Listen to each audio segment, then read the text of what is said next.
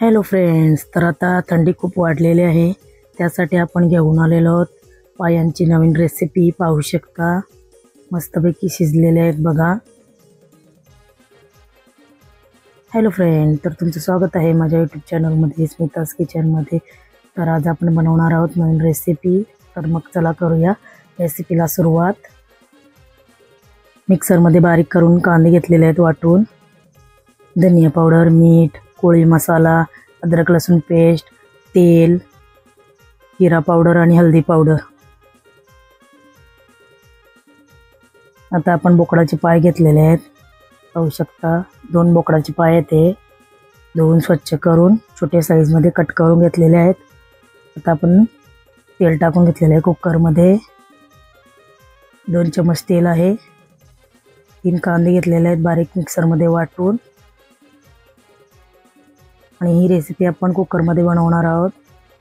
कांदा लवकर शिजण्यासाठी आपण त्याच्यामध्ये घालणार आहोत चवीप्रमाणे मीठ आपण एकदाच घालणार आहोत, नंतर टाकणार नाही.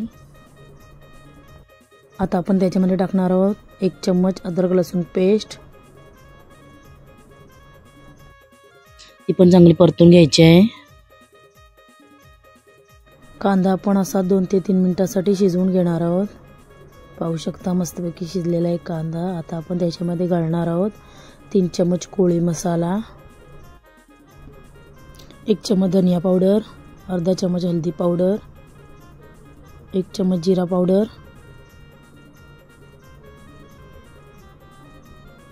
टाकून चांगलं मिक्स करून घ्यायचं आहे.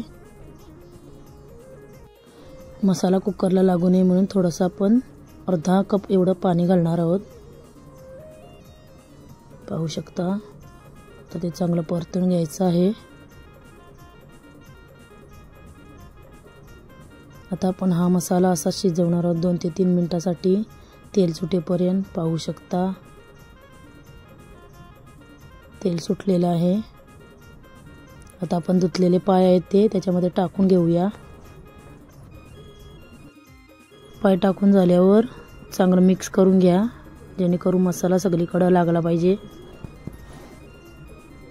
तुम्हाला ही माझी आजची रेसिपी कशी वाटली कमेंट करून नक्की सांगा. रेसिपी आवडली असेल तर पटकन लाईक करून घ्या. आता आपण त्याच्यामध्ये घालणार आहोत थोडंसं गरम पाणी. तुमच्या कुकरमध्ये जसं पाणी लागते तेवढ्या प्रमाणामध्ये पाणी घाला, कारण की पाणी वरती आलं नाही पाहिजे. पाणी वरती आलं तर तेल सर्व बाहेर निघून जाईल आणि कालवणाची चव निघून जाईल. त्याच्या हिशोबाने तुम्हाला जमेल तसं पाणी टाका. आता आपण उकळी घेणार आहोत. याला उकळी आल्यावर कुकरचं झाकण लावून घेणार आहोत.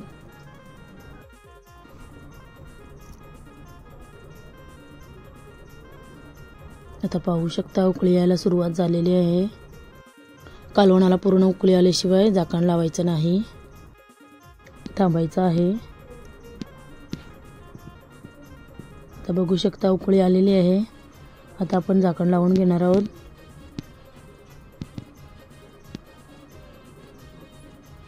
कुकराचं झाकण लावून 2 शिट्ट्या फुल घ्यायच्या आणि नंतर गॅस बारीक करून अर्धा पाऊण तास शिजवून घ्यायचं आहे.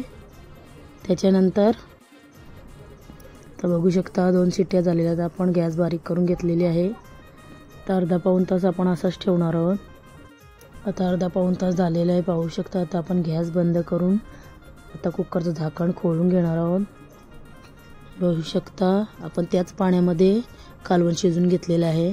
अशा प्रकारे शिजवल्याने पाणीही टाकायला लागत नाही आणि आपले पाय पण मस्त शिजतात.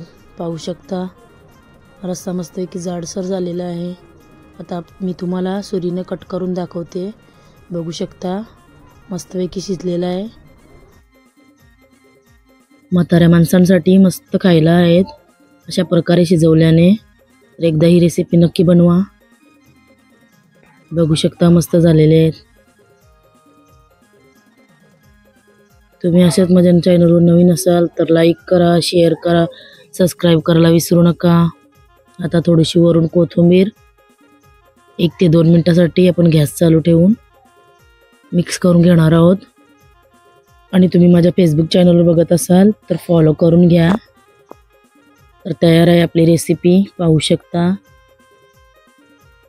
बिना वाटण टाकता बोकडांच्या पायाचा कमीत कमी वेळामध्ये झणझणीत रस्सा. तर आता आपण सर्व करून घेऊया. तर चला बनवूया या थंडीमध्ये झणझणीत बोकडांच्या पायांचा रस्सा. पाहू शकता मस्त झालेली आहे ना रेसिपी. आपल्या चॅनलवर बोकडांच्या पायाची रेसिपी अपलोड आहेत. डिस्क्रिप्शन बॉक्समध्ये लिंक देते, बघू शकता. अशाच एका व्हिडिओमध्ये भेटू. बाय.